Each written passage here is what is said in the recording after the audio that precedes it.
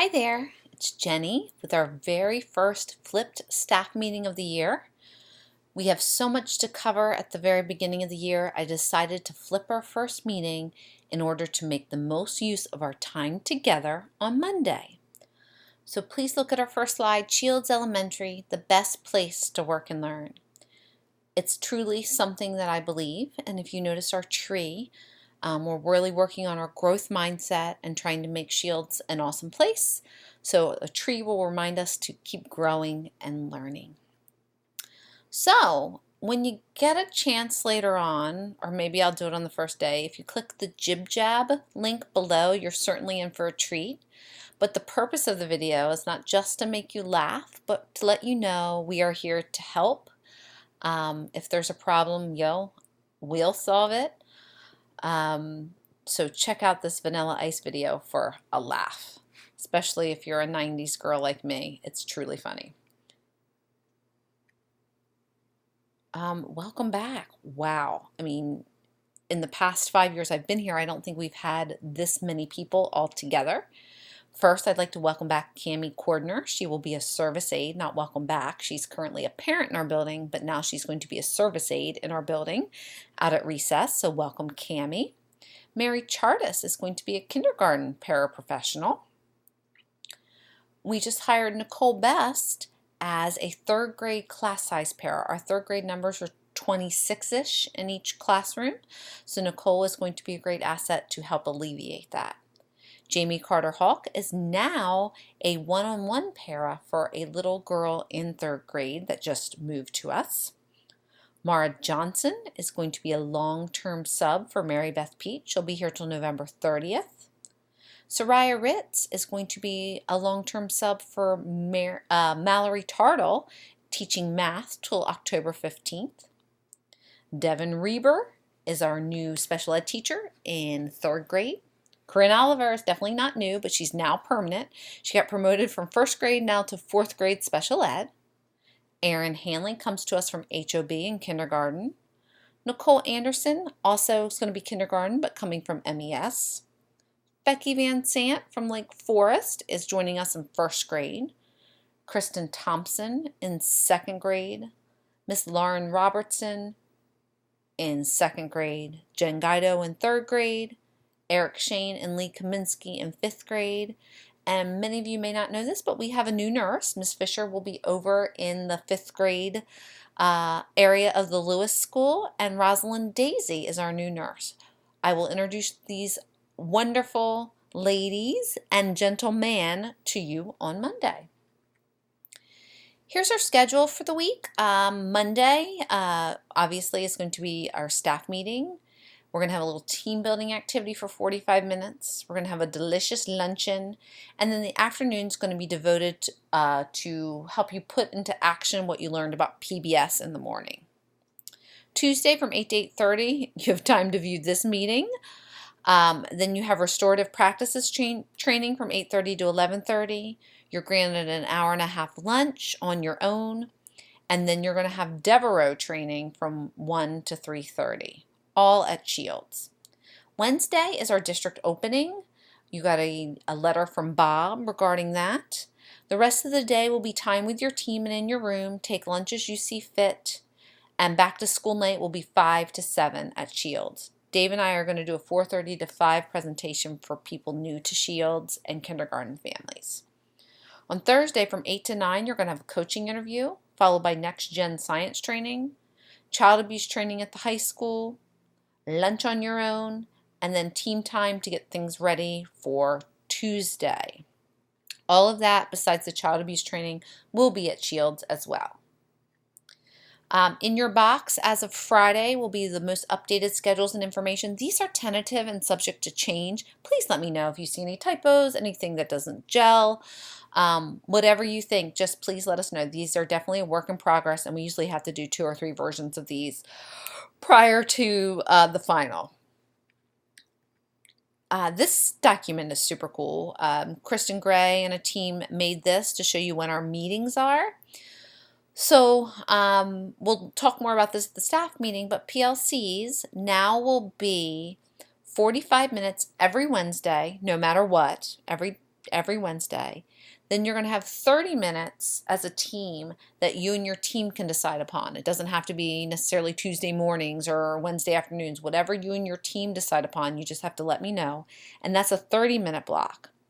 And the last 15-minute block of PLC is going to be Genius Hour for yourself. You can work on any project you like. You can reflect on your day, on your week, on things we've learned in PLCs. But it's going to be, that will give you 1 hour a month to do something of your own choosing. I look forward to talking more about that. Some things that have changed a little bit is formative walkthroughs. Our walkthroughs are going to be a little different this year. They're going to be an informative format. It's not going to be about quantity. It's going to be about quality. We'll be talking about what we see instead of just kind of those drive-bys. And in September, I'm going to go through and do a snapshot, and not just me, Dave, maybe some specialists. I may have you guys go into each other's classroom, look for it in your own classroom, but I'll have a handout at the meeting. We'll just be doing tally marks and won't be specific to a teacher. If anything, it'll be most specific to a grade level. And we will be seeing areas of strength and area of weakness and see where we need to focus. It's pretty exciting. Okay, we also have OCR requirements like we have every year, and this is the actual checkoff that will be given to you. I think Mandy's copied it on blue paper. Your first checkoff you need to do by checking out the Cape Henlopen District website under Staff Resources and also reading Board Policy 116. It's also located in your handbook. If you have any questions about the grievance policy, please let us know. Second item that you have to check off is not in my school, eliminating sexual misconduct in school. And these, it's listed under these board policies: 416, 417, 418, 516, 517, and 518. But I also need to read this to you. So there's a book called Not in My School, which is written by Chet Elder. And I need to let you know, one, there'll be zero tolerance for any sexual misconduct, meaning any conduct that would amount to sexual harassment, any conduct that would amount to sexual abuse of a minor, any sexual relationship by any school employee with a student regardless of age, and any activity at establishing a sexual relationship with a student. 2, for your protection, the following is suggested. 1, always maintain your professional status and relationships with students. Never meet with a student alone.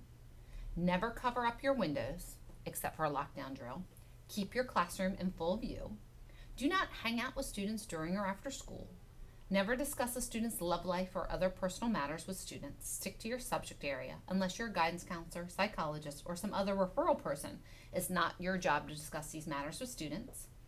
Never transport students in your car or allow them to use it. Never make suggestive or sexual comments to a student, including jokes. 3, know about sexual abuse as defined by the federal law, and know that failure to report child abuse is a crime. We will have a full hour training on reporting child abuse later as well. Okay, the next one is this, technology protection measures and internet safety. There'll be a sheet for you to sign at the staff meeting on Monday. Yes, for that. And then internet safety, signed technology acquisition agreement is what you sign when you got your new computer and anytime you get a device like an iPad or whatever. There's a drug and alcohol policy for staff and chaperones. You must read that. It's board policy 415 and 515 before signing off that you have. Like I said earlier, the child abuse training will be Thursday at the high school. So the school bullying prevention training and criminal youth gang detection training is in board policy 224, but you have to go on PDMS to complete this training. You have to go on PDMS to complete this training. You also have to go on PDMS to check off that you've done the child abuse training, even though you had the live version. For bloodborne pathogens, I will be sending you a YouTube link that you can watch and sign off from there. So right to know, your right to know is that, and there are chemicals in this building that are used for cleaning and maybe used for science. And if you have any of those, you need to let custodians or Hannah know. There's a book behind Mandy's desk that has all the chemicals that are in the building, and the right to know means you're allowed to know about whatever chemicals we use at any time. So please ask any questions. DPAS 2 frameworks and process training. We're going to start this now. I'll talk a little bit about the staff meeting, and then we'll follow up for teachers during the PLCs. You also need to reread the Student Activity Funds Management Procedures, which is on the Cape Henlopen website under Financial. Mandy has printed the final page for you to sign, showing that you understand everything that is in that management packet. Also, confidentiality. You know, I know, we all know that it's so important to be confidential about our students in the community, and make sure that we are being professional at all times when talking about students, especially in the teacher's lounge and around those areas. So you'll have another confidentiality form to sign. Regulation 610, we'll talk a lot about this, be trained in this when we are getting Devereaux training, de-escalation strategies on Tuesday afternoon with Felicia and Chantel. So this is what we have to do. If we have to restrain a student, we have to report it to DOE. And it's in the regulations. So we'll have a copy of the reg for you, and we'll go over it during de-escalation strategy training. And then your building handbook.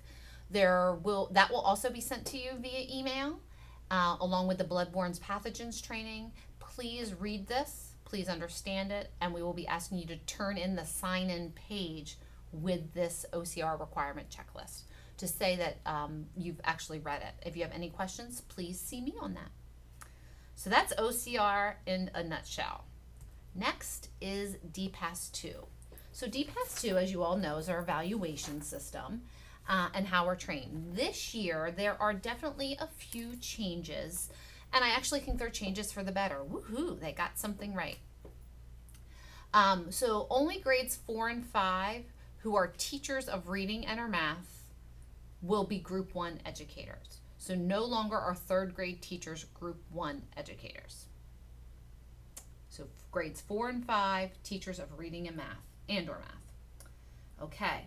Also, when we do component 5 goals, we no longer have to have 4 required data points. We only have to have 2. They prefer they be different measures, but you only have to have 2. That should keep our goal setting a whole lot simpler. Dave and I have had some training this summer, and we'll help you set those goals so they're rigorous yet attainable. Also, the terminology on the rubric has changed. So for example, in the past, the criterion were on the formative were distinguished, proficient, basic, and unsatisfactory. Now the wording has changed, so it rolls up nicer, and it's highly effective, needs improvement, or ineffective. It will actually roll up to the summative much nicer, and the language all matches. So we're really happy about that.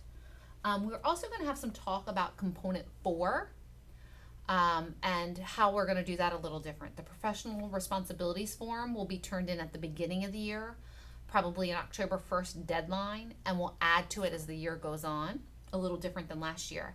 And we won't be looking at that in the formative. We'll be addressing component 4 professional responsibilities in the summative. So that's a little bit of a change. Another big change that we have been working on and that we're continuing to work on, we had a committee for it last year, was homework. So listed are the non-negotiables for homework, and we'll talk about this within teams, and I'll be asking you to submit a homework plan to me by the end of the month. But these are kind of the non-negotiables. We want mixed practice across content level, assignments communicated in K-1 using your daily homework sheets, grades 2 to 5 using agendas. We spend a lot of money on the agendas. Please use them. Each Thursday, grades 2 through 5 will receive a parent communication note, your Thursday note, your Monday note, your Wednesday note. We made that all on one day, on Thursday. And that might be your time when you learn more about the PBS new rules, a good way to communicate that. Homework assignments in grade K and 1 should take no longer than 10 to 15 minutes and should increase going up from 1st to 5th grade. Assignments should be differentiated to meet the needs of the students, and it should provide enrichment, reinforcement, and extensions of the instruction presented in the classroom.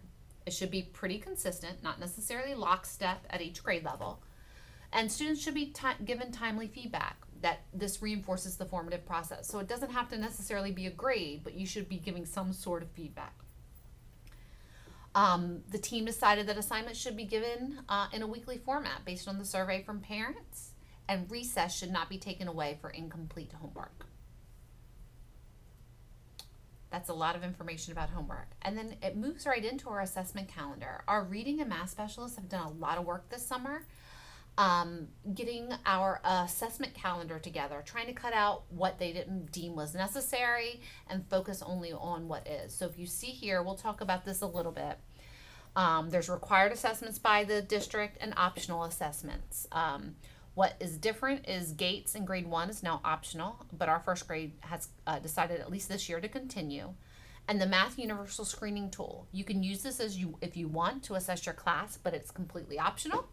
And STAR Reading and STAR Math for grade 1. At the end of the year, if you want to see where the kiddos are, that is no problem. And if you want to test them now, you're more than welcome to. So at the beginning of the year, we're going to have our early learning survey in kindergarten. Everybody from in September needs to do a writing sample. In grades K through 2, it should be a narrative. In grades 3 through 5, it should be argumentative.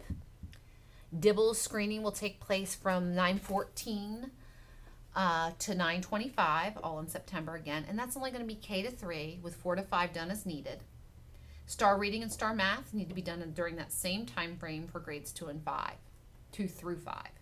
Grades 4 and 5 are going to do a interim assessment block, a math performance task, and grades 3 to 5 are going to do one on informational text. We are looking at doing the grade before to kind of get a baseline for these students. And then in January, the whole testing cycle starts again. There's going to be grades 3 and 3 through 5 are going to do some brief writes and a performance task. And grades K through 2 will be screened with DIBELS. Notice third grade is not going to be screened at that time, only if needed. 2 through 5 do STAR Reading and STAR Math. Grades. And then in February, we are going to do a math lab, a literacy text, and a math third grade level performance task. And then the assessment cycle continues again in May, similarly to what it has before. And in red are our DCAS, Science and Social Studies, and Smarter summative that we'll have to take. And notice we're going to do 3 sets of data days, and our RTI cycles have been moved to 2 cycles. Not that we can't move kids before and after that, but now we have 2 cycles. Our first set of data days will be at the end of September. I'm looking forward to meeting with you all individually. Some more updates, believe it or not. So cool, we are going to have standards-based writing grades thanks to first grade for piloting last year, but it's going to continue 2 through 5. There's a handout and a memo from Donna that I will be giving to you on Monday. October 1st will be our open house or / curriculum night, where you or your grade level tells the parents about what we're going to be studying. Committees, I should kind of cross this out right now, are pretty much gone. We've decided to try to figure out other ways to meet the needs of our committees. We are going to continue with PBS committee, but it's going to be a paid committee, and we are going to use our staff meeting as staff meeting time. We're going to continue with grade level subject leaders. And PLCs, we won't talk a lot about it now, but it's going to have a new name and a new format. The new format is this. Every Wednesday, as we talked about earlier, is a 45-minute block. Every Wednesday during your planning, we have PLC. The other 30 minutes are to be with your team anytime your team chooses. And the additional 15 is personal time for you to do whatever you want. We're going to be working with Schoology this year and putting some information on there, working with our teams. We're going to actually be doing courses on there. This year, it's just a practice year, and next year we'll use it more and see what works and what doesn't work for us. Kristen and Aaron and probably Mrs. Tuttle will be talking to you about the coaching model on Thursday and how it's going to work in our school for this year. It's very exciting. And the last big thing is the Common Ground team has now turned into the Cape Henlopen Action Team. We're handling our implementation of Common Core as a district, and on that team is the math specialist, the reading specialist, both administrators, and Kim Corbridge is the teacher rep, and we are working on figuring out where we are in Common Core, how we can improve, and monitoring it. So here's the purpose of the action team. We want to provide leadership for the Common Core. We want to develop capacity across all grade levels. We want to monitor and respond to teacher needs. and we want to analyze our data to become better. So this year, the three main goals, three only, are review, revise, analyze, and use common assessments tied to the standards. Support claims with evidence in all subject areas. And in math, we want to focus only on Common Core identified topics. For next year, we're going to work on it this year, but make it routine next year. We want to balance lit and informational text across content areas. So science and social studies, this is you. We want to really work on those foundational skills, continue our work with common formative assessments, and make sure literacy standards are evident in all content areas. This is where a lot of that integration comes into play. And as always, I like you to know what my expectations are. So when I'm asking you things, you see the flow down to you. So my major expectations as a leader, and Mr. McDowell's as a leader, are fidelity to the curriculum, consistency in instruction, and making sure PLCs and professional development focus on our goals and the district's goals. So this is kind of my expectations for the year, and I really wanted you to be able to see them. So, in conclusion, thank you so much for your time. I'm truly excited, and I know it's going to be the best year ever. We have a new group of people with us with a lot of new and fun and exciting ideas. And we have such an opportunity to be better, even though I think we're the best anyway. But we have opportunity to grow. I look forward to coming to work every day, and I know this year will be no different. Thank you for all that you do. Thank you for all that you're going to do this year. We have a tough job, and I'm happy that we get to work together each day. Thank you so much, and have a great